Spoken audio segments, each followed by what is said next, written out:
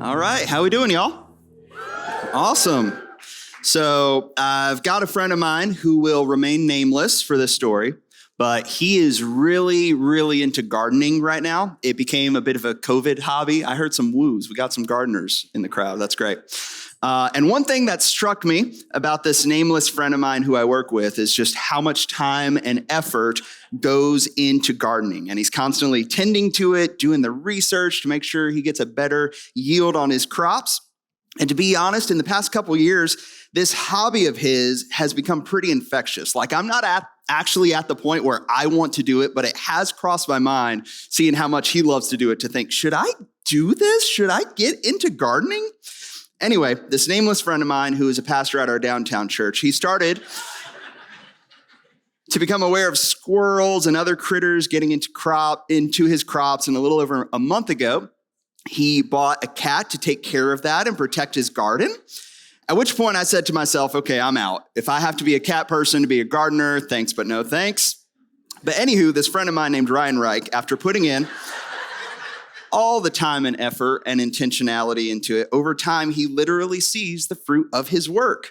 And so in the Christian life, one of the dominant ways the Bible talks about following Jesus is garden imagery, bearing fruit, pruning, being planted by streams of water. It's this idea that, like gardening, to be a person who becomes more and more like Jesus requires time and effort and intentionality as the Spirit works in us. So for this summer, we're going to take 9 weeks on what's called the fruit of the Spirit. That's taken straight out of Galatians 5. The idea by God's grace through his Spirit, I will begin to supernaturally exhibit the qualities and characteristics of Jesus. So let's get into it. If you have a Bible, we're going to be in Galatians chapter 5. I would encourage you to turn there now. Galatians chapter 5. And we are going to start at verse 19. Says this, now the works of the flesh are evident. So right here, Paul, the author of Galatians, says the flesh. When he says that, he means our sinful, selfish desires, this part of us that naturally wants to indulge in and give into our inclinations. He says, here's the outcome or fruit of what happens when you give yourself over to the flesh. And then he lists this out, starting at verse 19. He says sexual immorality, impurity, sensuality, idolatry, sorcery, enmity, strife, jealousy, fits of anger, rivalries, dissensions, divisions, envy, drunkenness, orgies, and things like these. I warn you, as I warned you before, that those who do such things will not inherit the kingdom of God. So this list is not meant to be cumulative, but you get the idea that living a life of listening to and following your heart and all of your natural desires will inevitably turn you into a person of destruction. But Paul goes on to say that for those of us in Christ, that there is another option. We who trust Jesus, we've been given his Spirit, and now we can choose to turn away from our flesh and to turn towards what God wants for us. There's an alternative outcome that is produced in our lives when we do this, when we, as he says later, walk in step with the Spirit. Starting at verse 22, he says the fruit of the Spirit is love, joy, peace, patience, kindness, goodness, faithfulness, gentleness, self-control. Against such things there is no law. So here we're meant to see the contrast between the works of the flesh and the fruit of the Spirit. One leads to darkness and unhealth and spiritual decay, whereas the other brings out supernatural life and health and restoration to our souls. And like a garden, these things don't happen overnight. These things, by the power of the Spirit, will take time to see. But the more we walk in the Spirit and commit ourselves to the pattern of life that Jesus calls us to, the more we will see that supernatural fruit begin to grow in ways in your life that you will never expect. And for what it's worth, as pastors and staff, we are committed to seeing this in our church family, to be more and more like Jesus, to exhibit the fruit of the Spirit. So for these next 9 weeks, we're going to take a look at this list and break them down week by week to help paint the picture and capture a vision of the types of people we want to be. So we're going to take it from the top of the list. We're looking at the first fruit of the Spirit, love, this morning. And before we get into that and unpack exactly what all of that means, I feel like we have to do a little bit of pre-work, so follow me on this one. I'm going to say a statement. It's going to be a little cryptic, but I'm going to unpack what that means and how that applies to us this morning. And my statement is this, that imprecision is the death of wisdom. Ooh, what's that mean? I will explain. Imprecision is the death of wisdom. Here's what I mean, is that our words matter. Our word choices carry a tremendous amount of weight because language is the primary tool we use to communicate how we feel and what we think. So when we use imprecise words in our language, and if we don't use our words very carefully, it can actually set people up to be confused by what we mean or what we feel, and it can actually be pretty destructive. Case in point, just look at 80% of the content that you see on Twitter. My hunch is that is not the best place to go for the most precise sources of wisdom, right? But it's not just in our culture that we see imprecise language or words being used. This actually lends itself to our very own English language. Let me give you an example of this that relates to our teaching this morning. Take the word love in our English language. What do we mean by that? For example, I love Jesus and I love breakfast tacos. I love my wife and I love Star Wars, especially all this new content we're getting. Any nerds in the crowd? Right on. I love my kids and I love taking naps on Sundays after the gathering. I heard some amens. That's great. Now, someone from another time and culture, upon hearing me list off those things, would probably reply back and say, I'm sorry, what are you talking about exactly? And the reason is the word love in our culture and in our English language is a very imprecise word. When we say love, what are we actually talking about? Are we talking about romantic love? Are we talking about hobbies? Are we talking about devotion? When I say I love Jesus, a more precise, a more wise way of saying it would be, I am fully devoted to following Jesus for the rest of my life. I owe him my existence and my eternity. When I say I love breakfast tacos, a more precise way to say it is I prefer eating and enjoying breakfast tacos over anything else in the morning. When I say I love my wife, a more precise way of saying it is I am committed and devoted to my wife over anyone or anything on the planet. When I say I love naps on Sunday afternoons, the more precise way is to say I enjoy the warm, fuzzy feelings I get when it's 1 p.m. and the kids are quietly playing in their rooms and I just black out my entire room and just pass out for an hour or two. So when you hear that the fruit of the Spirit is love, I'm not sure what pops into your head because in our English language, love is an imprecise word, even though it sounds pretty nice. So is the fruit of the Spirit then warm, fuzzy feelings? Or is it the way I feel about breakfast tacos or Star Wars? Not exactly. So where the English language fails us, Greek, the language that the New Testament was written in, comes to offer some precision. So in Greek, there were 4 different words you could use for love to more accurately describe what you were talking about. In fact, C.S. Lewis wrote a book on this later on called The 4 Loves, where he defines the 4 types of love that you see in the Greek. The first one he cites is what's called storge love. Storge love is what's called family love, how you feel about your aunts and your uncles and your cousins and your parents. It's this family reunion type of love. That is what storge love is about. Then you have eros. Eros is romantic love, how you feel towards your spouse romantically in a healthy marriage.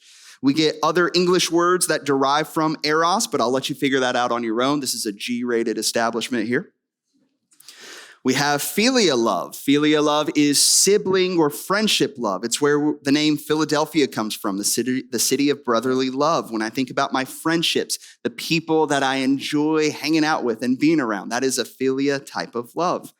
And then the last one is agape, and this one is far above all the others. It's this radical, self-giving love. A love that is so committed to another person that they will do anything for them. And this is the word the New Testament often uses to describe the sort of radical love that Jesus shows for us. And this is helpful because in Galatians 5, when Paul says the fruit of the Spirit is love, he's saying the fruit of the Spirit in the Greek is agape. The fruit of the Spirit is agape. And this is what happens in us when we keep in step with the Spirit. When we seek to follow Jesus, it's not a family reunion type of love. It's not a friendship type of love. It's not a warm and fuzzies type of love, but something bigger and better that is supernaturally produced in us over time. Tim Keller defines it like this. He says, agape love is to serve a person for their good and intrinsic value, not for what the other person brings you. A person who serves with purely unselfish motives, not hoping to get anything out of it, but simply wants the other person to flourish. And the New Testament is filled, it just rattles off verse after verse about what agape love looks like. And we're not going to get into all of those for the sake of time, but I'll give you one that comes straight from the words of Jesus. John 15:13.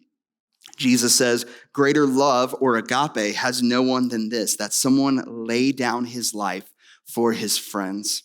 In other words, the greatest form of agape love one can possibly do is when they give their lives away, to the point of perhaps even dying for someone else, when they willingly give their life away for another. So then agape is not the warm fuzzies you feel when you take a nap or you eat your favorite food. It's not the same feeling you get when you see your aunts and uncles. To agape is to steadfastly commit to put someone else's life before your own, to the point of, if necessary, you lay down your life so that the other person can live. Now, with all that said, and this definition in our minds of what agape love is all about, let me show you what's really interesting, I think, about how agape love plays out in our culture. I'll give you 2 data points in particular. Data point number 1 is that, I don't know if you noticed this, but Hollywood can't stop making movie after movie about this agape type of love.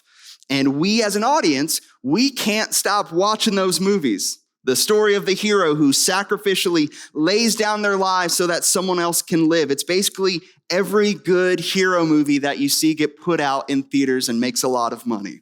Whether it's Aslan in the Chronicles of Narnia laying down his life upon the magic altar so Edmund the prisoner can go free, to Anakin Skywalker in Return of the Jedi, who throws himself in front of the wrath of the Emperor so that Luke doesn't die, to Katniss Everdeen volunteering herself as tribute so her sister Prim goes free, to Tony Stark saying in his final breath, I am Iron Man, and then gives his life away so that Thanos is obliterated and turns to dust.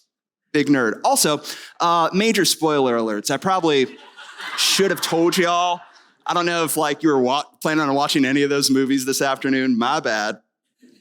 But this is silly and embarrassing. But me and my family, every Saturday night, we will, as a family, eat pizza and spread out the blankets on the floor and watch a movie together that's family friendly. And we watched the latest Chip and Dale movie on Disney Plus. It's good.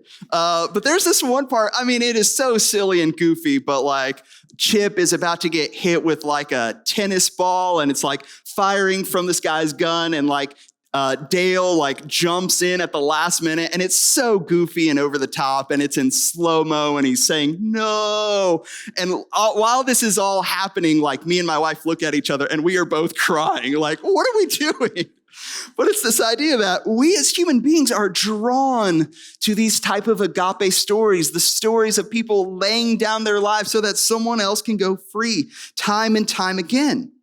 Now, that's data point number 1. Let me give you data point number 2, is that even though we can't get enough of those stories and movies of self-giving, sacrificial love, most of the accepted wisdom of our day is the exact opposite of those stories and movies.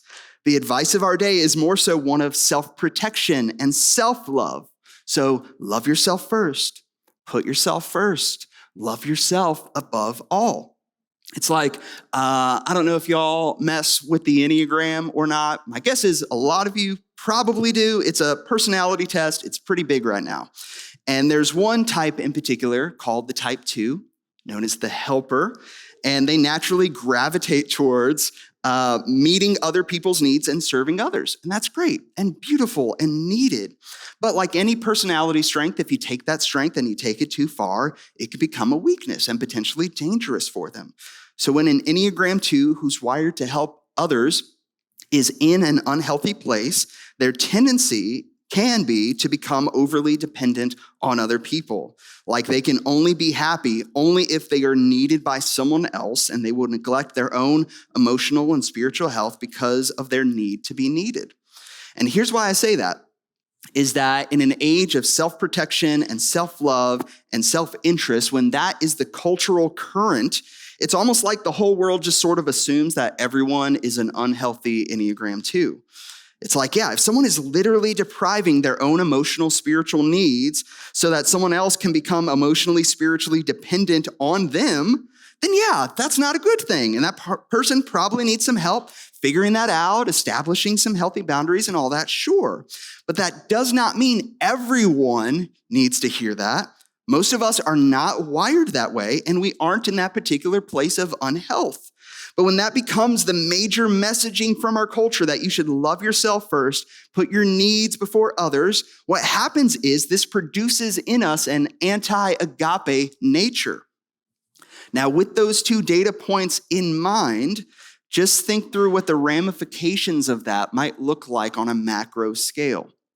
Imagine watching the Avengers, and right before Tony Stark snaps his fingers, he was to say, on second thought, I ought to put my needs above my own, so see y'all later, and he just flies off. That wouldn't be much of a story. Or if right before Aslan marched up to the White Witch to give his life up so Edmund goes free, imagine if at the last moment he backed out and said, you know what, sorry guys, this is not loving myself, plus Edmund is a bit of a punk anyway, so y'all deal with that. And then bam, cut to credits. That would be a dark ending to a kid's movie. Author Brad East wrote an article called Four Loves Lost, where he describes the four loves that C.S. Lewis talks about. And he argues that in our modern culture, we are living in a time where all four loves, not just agape, are increasingly lost. And here's what he says. And this is a bit long, but bear with me. I think this is really good. He says, our society is awash in loneliness, apathy, despair, and even sexlessness. The youngest generations, Gen Z and millennials, are marrying later or not at all, and thus having fewer children or not at all. Divorce is rampant. Kin networks, talking about families, kin networks are declining in both quantity and quality, and what remains is fraying at the seams. Regular attendance of church or synagogue or mosque reached historically low numbers before COVID. The pandemic has supercharged these trends beyond recognition. Even friendship, the last dependable and universal form of love, has seen drastic reductions, especially for men. I heard one sociologist, a middle-aged woman, remark recently that our young men are beset by the 3 Ps, pot, porn, and PlayStation. You can't open an internet browser without stumbling upon the latest news reports, study finding, or op-ed column on opioids, deaths of despair, hollowed out factory towns, fatherless children, lethargic boys, screen-addled kids, housebound teens, risk-averse young adults, social awkwardness, and all the other symptoms of a sad, isolated, and unloved generation. They are like a car alarm ringing through the night, and eventually you just get used to it and go back to sleep. He says it really bluntly. We live in a sad, isolated, and unloved generation. But this is the consequence of the idea that we should, above all, be true to ourselves and look after ourselves first. That's what happens. That's the fruit of self-interest and self-protection above all else. And personally, I don't want to see that type of movie. And my hunch is neither do you, but it doesn't matter because that's what we see in our world every single day. And part of me thinks the reason why we gravitate towards those agape-like movies more and more is because we desperately want in our souls for the world and our lives to work and operate in this way, where agape was within our very nature to live out. But the path to be an agape person, as much as we might want it in our bones, only happens when we deny our wants and our self-interests and instead take the path of self-denial. Because to be an others-centered, agape, love-type person necessitates that you first deny yourself. If you can't learn to deny yourself, you will never truly belong to a group of people because it's going to require you to abandon your agenda and your interests and your needs. If you can't deny yourself, you're never going to have a good, lasting sort of friendships because you're not willing to make concessions at any point or deal with conflict because it's going to require of you to confess whenever you've sinned against people. And it's going to require that you forgive people. If you can't learn to deny yourself, you'll never truly devote yourself to God because you're stuck in this mode of self-protection. Because if the story we subconsciously believe is that we are at the center of the universe and we should love ourselves first at all costs, no matter what, then we will never actually live into the story that Jesus has written for us. You see, all the scenes and all the great movies, the great moments and the stories we love, they are just shadows of something deep and profound and beautiful at the center of the universe. All those movies and stories, they don't even fully know the story they are acting out because Christians are the only ones who have the secret, who know the truer, deeper story going on behind it all, except for Chronicles of Narnia. That one, they probably know what they're doing. But the deeper, truer story behind it all is that there is a God at the center of the universe who is himself the embodiment of pure agape love. And at the very center of his being is self-giving love, one God in three persons, a trinity of perpetual self-giving agape within his persons, never once lacking, never acting out of self-interest, never using the other in neediness or selfish motive, only radical commitment and trust for all eternity since the dawn of time. And this Trinitarian agape love at the center of it all is what everything was created through. And this is the aim of all of the universe, to exist and forever be enthralled by this pure Trinitarian self-giving agape love. And in this deeper, truer story behind all other stories is that our own selfishness and self-interest and sin, all of that actually severed us on all of humanity from this love that we've been offered to live out. And it was through God's sending his son Jesus in his life, death, and resurrection that he made clear that the love he is calling us to is not any of the lesser loves, but the type of love that is woven into the fabric of existence. The radical self-giving agape love that God put on display when he died on the cross for our sin so that he might bring us into his forever family. Because Jesus is the better and truer story behind all the other stories we hear and watch and secretly wish were true in our world. Jesus, who sacrifices himself upon the altar of the cross so that we, the sin-enslaved prisoner, could go free. To Jesus, who throws himself in front of the wrath of sin and human rebellion so that death could no longer have the final word over us. To Jesus, who volunteers himself, if you will, so that we could live. To Jesus, who in his final breath says, "It is finished," so that the power and penalty of sin and death can one day be obliterated like Thanos turning into dust. And now, by the Spirit, through the resurrection of Jesus, Jesus now intends to work this same agape love in you and me. 1 John 4 sums it up really concisely when it says this. He says, we love because he's first loved us. In other words, we are able to agape because he first demonstrated and showed agape to us. The only way we can actually become a people of agape is when we look to and are empowered by the person who is agape. It's no sales pitch. It's no gimmick. This is the expectation to become these sort of people. Just as planting requires time and intentionality, so love will be produced in us over time as we follow Jesus by his Spirit. This is the intent God has for us. And the beautiful thing is, because God is love and created us through his love to become a people of love, it's only when you have this sort of agape love are you then able to make sense of and live out all of the other loves. From storge love between family, from philia love between friends, from eros love between husband and wife. Only when you have agape and you live that out can you make sense of all the other loves. So God intends for your marriage to take on a quality that is not seen in your non-Christian friends, to demonstrate an agape love to your spouse, to serve the other in such a way that reflects the beautiful cosmic nature of the Trinity, to display a devotion that confuses people on the outside, even when they tear up, when they see it in the movies. God intends for your family relationships to be remade by agape love, even when some of our deepest pains and wounds come from our family members. Even when generational sin and brokenness trickles down and causes so much pain and heartache, Jesus intends for us to be the kinds of people to begin to heal our families and break generational sin through us living out the agape love that God has shown us in Christ. So to wrap up our time this morning, I want to give us some quick diagnostics here, okay? I want you to think about your relationships that you have with the people you know, with your spouse, your kids, your life group leader, your people in your life group, with your friends, your family, your boss, coworkers, roommates, everyone. Now, thinking about that, do you see the growing evidence of agape love towards them? Do you see a Jesus-motivated, Spirit-empowered, Trinitarian-type commitment towards the people in your life? Do you notice this agape-like growth in your relationships, or do your relationships often feel dried and withered?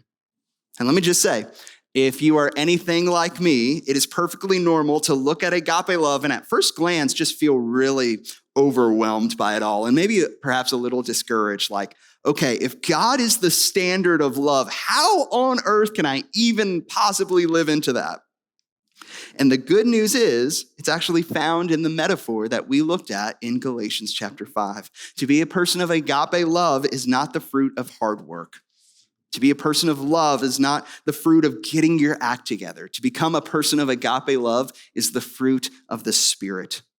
It's through the very power and person of God dwelling in us, who is with us, who will never leave us, that comes alive in us when we show up day in and day out, submitting our lives to him. That just like a garden where you water and tend to it and then you wait. So we too, as followers of Jesus, we show up day in and day out, and we're with community and we put in the practices and we wait. We show up on Sundays and we listen and we sing our hearts out to Jesus and we participate at the communion table, and we do that week in and week out, and we wait for the fruit to show. We read our Bibles, especially when we don't feel like it, and we ask the Spirit to work in us, and then we wait. We pray at disciplined times and in spontaneous times, and we show up to life group and we share what's broken in us week in and week out, and we speak good news to our friends, and we wait. And we ask the Spirit to supernaturally help us when we're parenting our kids, or to love our spouse or our coworker or our neighbor or even our enemies, the very people who frustrate us and who want ill will against us. We show love to those people and we wait. And slowly but surely, when we do this, you will see something grow within you that wasn't there before. You'll respond and act in such a way to the people around you that you didn't used to. And it will be the supernatural fruit of agape taking root in your soul. And just like when you plant something at first, you may see the tiniest, wimpiest looking leaf just poke out of the soil. But in the right conditions, with enough time, that wimpy little leaf will grow fast and tough and dig roots everywhere and start to bear fruit left and right until it just takes over the whole garden. So too, this is what's possible for us. We can become the types of people who can exude and be taken over by this type of Trinitarian agape love towards others. And the great thing about this is that's just one fruit of the Spirit. We still have 8 more to go. So my encouragement is to stick around this summer as we hear more and more about the types of people God intends for us to become this summer. So if you will, pray with me, and then we'll proceed to communion and worship.